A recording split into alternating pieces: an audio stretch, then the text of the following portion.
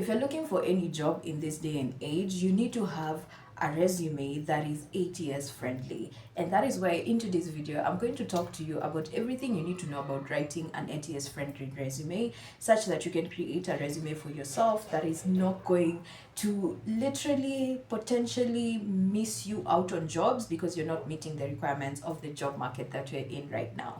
Hi, if you're new here, my name is Gloria, and let's get to it.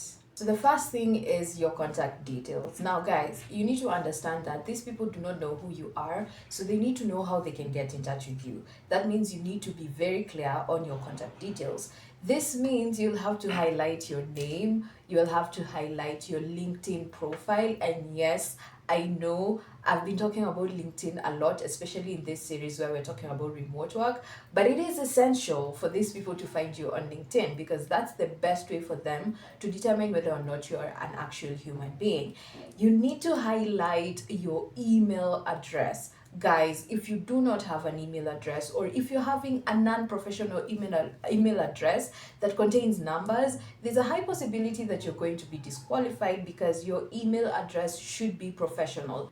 When writing your email or when coming up with your email address, think of having either a professional email whereby you've bought a domain, or you can even use the normal Gmail free email accounts, but make sure you include your name only. Do not have numbers, do not have letters. Just make sure that it is your full name so that it's a professional email. And then the other thing that you need to highlight in your contact details are your location. It's very important to indicate your location details so that the person who's going through your resume can be able to determine whether or not you're a perfect candidate or you're from the region that they're actually hiring from. If you haven't yet watched my video on how to land or how to find remote roles as a beginner, I'm going to include it here so that you can go through it, because in that video I specifically explain to you the importance of location and region differences, especially when you're looking for remote work. The next thing you need to write or pay attention to is your professional summary. Now guys,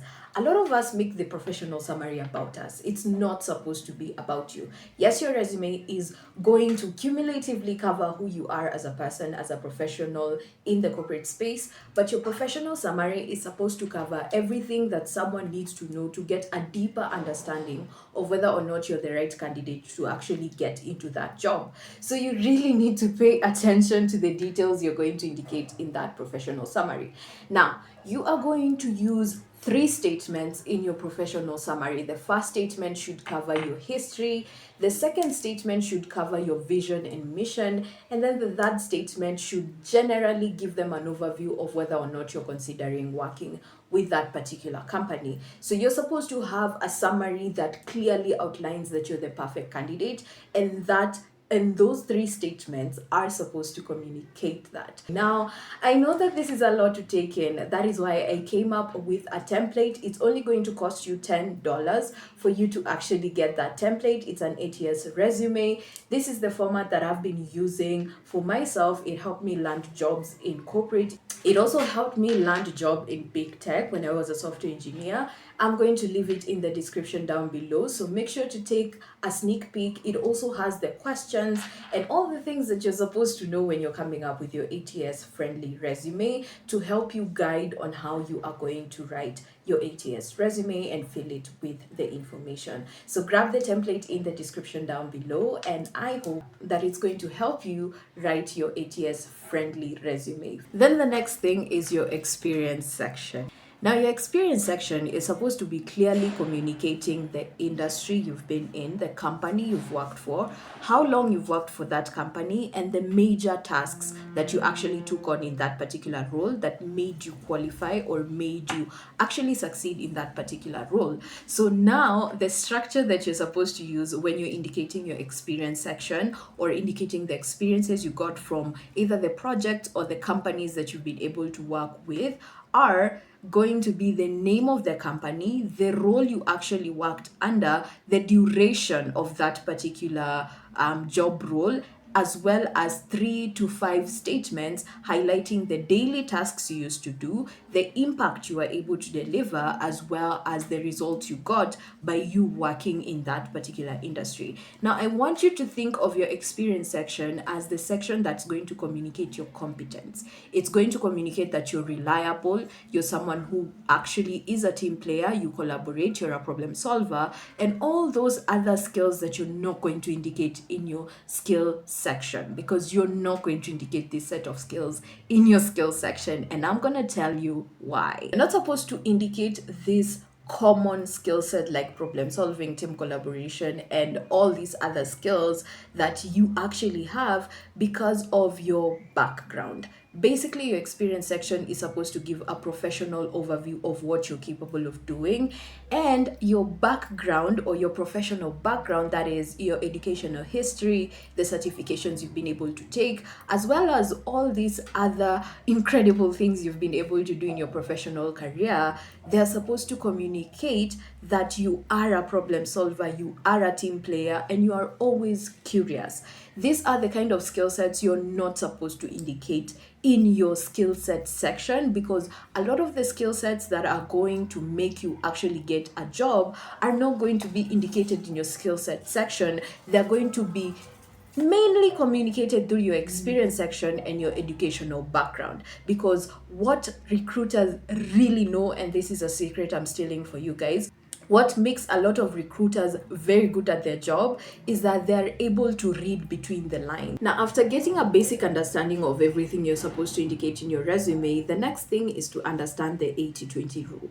I really want you to think about your resume as getting your foot through the door. The person who's going through your resume, of course, they're not just looking at whether or not you are skilled in the industry. Yes, that is a factor, but most of the time they are going to go through your resume with a third eye open, and they want to ensure that when they pick you as their candidate, when they pick you to join their community, or when they pick you to join their company, you are the right candidate. You actually exhume the values and the energy that they're looking for in their company.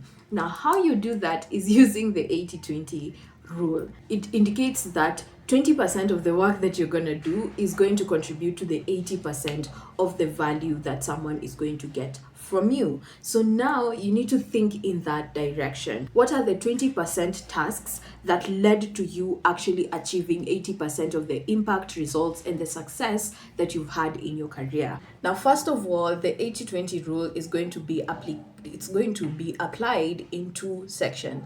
The first section is going to be your communication style. Now, the way you write your experiences and the way you communicate the value that you have is going to play a major role in the 80% of the decision making of the recruiter to actually get in touch with you for the second time, or to actually shortlist you for an interview. Now, what do I mean? The way you're communicating is supposed to be simple, it's supposed to be clean, and it's supposed to be understandable. As someone who's communicating, you need to aim to be understood and not to be misrepresented. Then the next thing that the 80-20 rule is gonna apply is your formatting. Your formatting for your ATS resume should be as simple as possible, guys. You need to make sure that you're communicating value first and then the other information later, because what you want them to really get, or the perception you want to sell out there, especially when you're looking for a job, is this person is what we are looking for. Their unique value proposition is the exact set of skill sets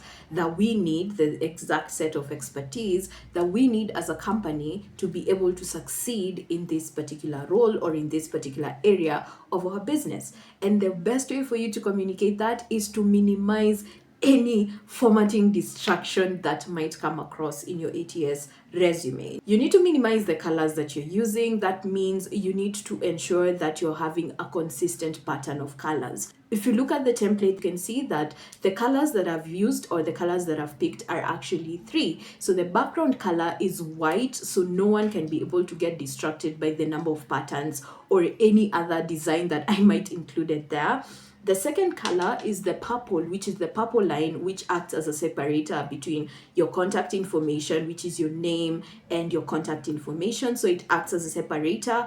That is the second color. And then the other color that I'm using is plain black. Now the reason why I chose black is because black is visible, and when you write in black, especially with a background that it's white, it's going to be easy for someone to go through your resume. It's going to be easy for someone to read through everything you're saying. And you can see the headings, I'm using the same color as the purple header. That is to show the differentiation between the information whereby you indicate your experience section and the information of the company, the duration, and where you actually worked to gain that particular experience.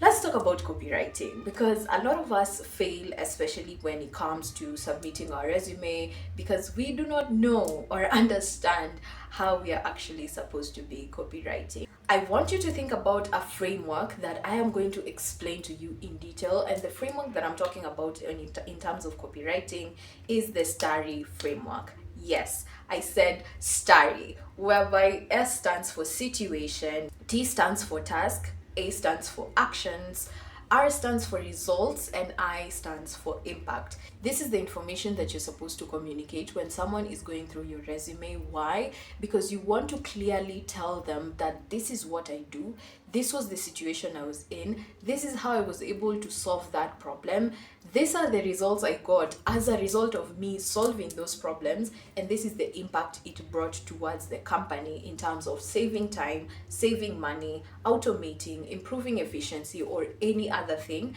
that this particular task has been able to do. Now, with that being said, I really hope that you guys found that particular tutorial to be enlightening. If you did, then make sure to give me a thumbs up, subscribe to the channel if you haven't done so already. Yes, I've seen how you guys are really resonating with this particular kind of videos, so feel free to let me know in the comment section if there's anything you'd want me to cover deep in detail. But that is it from me. Thank you so much for watching until the end, and if you feel like sticking around, I did do a video that talks about how to find remote jobs. Of course, you can watch that next, and I am going to see you in that video.